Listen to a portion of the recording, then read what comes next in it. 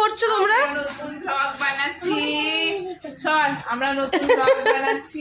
এইটা হচ্ছে আমার ছেলে, এটা আমার বোনের ছেলে।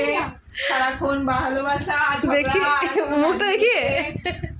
এই দেখেন, মাকে বললাম বিল সাবান দে, তখন মায়ে মনে বললো যে আমাকে এখন বলছে বিল সাবানটা বের কর।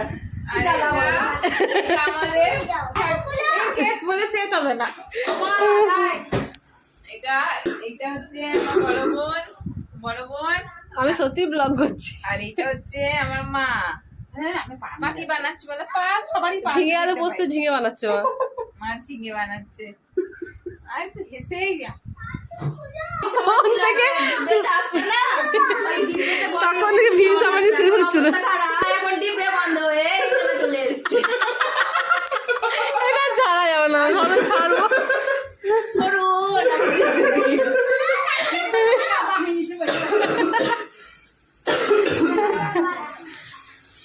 এই দেখেন পিছন পিছন আসতে হবে।